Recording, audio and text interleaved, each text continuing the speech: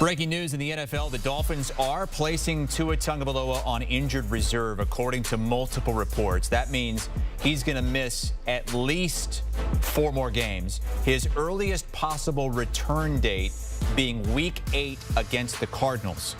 Tua suffered his 3rd diagnosed concussion in the past 2 seasons during Thursday night's loss to the Bills. In the interim, Skylar Thompson expected to serve as Miami's starting quarterback. They also signed Tyler Huntley to be a backup.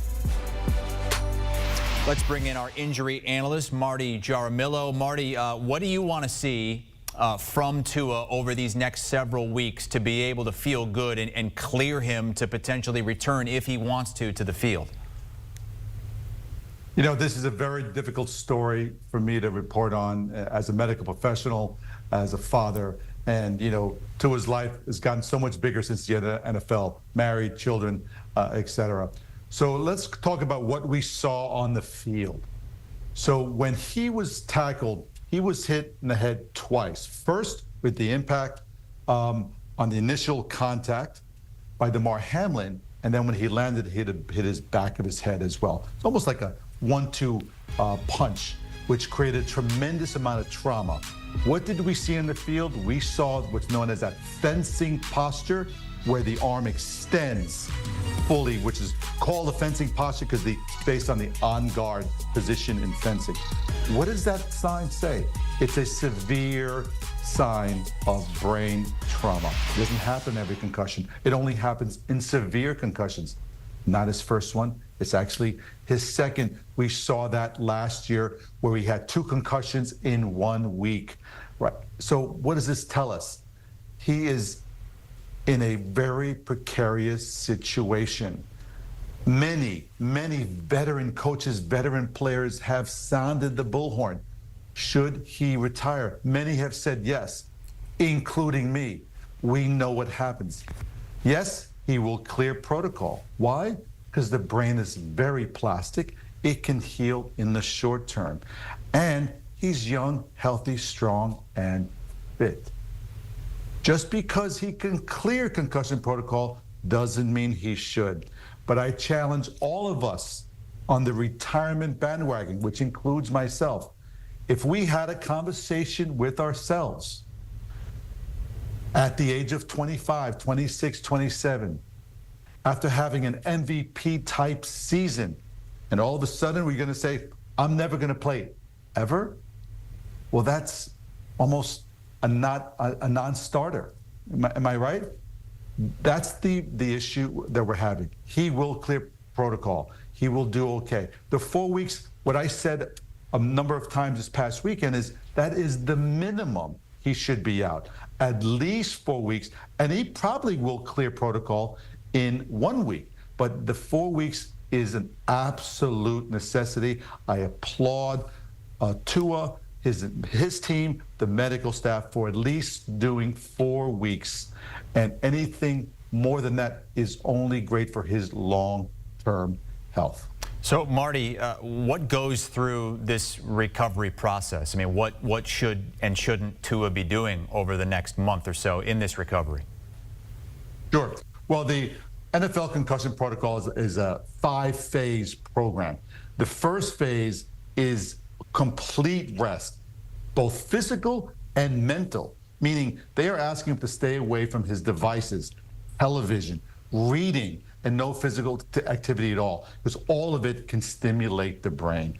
And the next 2, 3, and 4 phases include progressive levels of exercise, cardiovascular, increasing the heart rate, which then increases the blood pressure in the head, seeing how his brain responds, and then lifting, raising the blood pressure of the body, see how his brain responds, and then elements of phasing of contact to full participation. So it's a 5-phase process in the NFL concussion protocol. Like I said, I believe he will actually pass protocol very early in this 4-week process, but anything more than that 1 week that I expect him to clear is basically a luxury, what he needs to heal. I've sounded the alarm that maybe he skips this season. Why? Because he deserves it for himself and for his family. That said, he is doing everything he can to avoid it. He had those 2 concussions, 3 in 2022. Last year, he barely got touched because he learned how to take the impact. He did a bunch of judo and tai chi to learn how to take the impact and avoid tackles. So impressive, and he barely got touched last season and until last week. Now, we know with young athletes, with young individuals, they're all invisible until they're not. And I do wish him well in his recovery. He deserves it. He's such a great young man, such a positive role model to so many, such a leader in that locker room. And I'll tell you, the most poignant moment after his concussion, when it was Mike McDaniels just reached out, kissed him on his forehead, and for me, that said everything, because it's so much not about the game, it's about family. So I applaud Mike Daniels for that. It really kind of put everything in perspective. That's our injury analyst, Marty Jaramillo, as the Dolphins put Tua Tagovailoa on injured reserve, meaning he's going to miss at least the next 4 games as he recovers from a severe concussion. Let's bring in our lead NFL insider, Jonathan Jones. JJ, what more can you tell us about how the Dolphins and Tua are treating this on injured reserve? It was trending this way, Chris, because it is the cleanest, easiest, simplest solution right now for the Miami Dolphins. Go back to his first documented NFL concussion where he missed the next 2 games. Then the second concussion where he wound up missing 3 games, including a playoff game. Who knows how he would have progressed in a normal day-to-day practice week. NFL concussion protocol had the Dolphins won that game against the Bills in the wild card playoffs just a couple of years ago. Now you have a third documented concussion that took place Thursday night, again against the Bills. And so this is going to keep him out for 4 games, but not just 4 games, but there's a bye week in there. So it's really 5+ weeks before he will be able to return. Who knows? No one can see into the future about where he will be in the protocol, what symptoms may or may not be there, linger. Hopefully, of course, all symptoms would have subsided well before that point, of course. But the Dolphins putting him on IR right now allows for fewer questions day to day about Tua. It allows for him to, get better in private, if you will, rather than monitoring him out on the practice field when media is allowed to be out there for 20 to 30 minutes of practice. And so the Dolphins can move forward as a football team right now with Skylar Thompson as their quarterback, Snoop Huntley, as you note, being signed from the Baltimore Ravens practice squad. That move will become official eventually. And so that is what the Dolphins are doing right now, where they can take a breather, and once we get to the end of October, really sort of assess, and they will continue to assess Tua every day, make no mistake about it, but at least publicly assess Tua more than a month from now. JJ, on the field with that quarterback situation, I know fans aren't really excited about Skylar Thompson. They've seen him before. They go out, they sign Huntley, who showed flashes filling in for Lamar Jackson in Baltimore. How do they feel about the quarterback position moving forward if Tua is not available? So publicly, right now, what the Dolphins are saying is they see Skylar Thompson every day in practice. They know what he's capable of. They have trust, faith, and belief in Skylar Thompson. Remember when he was a rookie and he was thrown into that wild card game? I mean, he didn't play all that well, but he kept him competitive. The Dolphins wound up losing that game 34-31.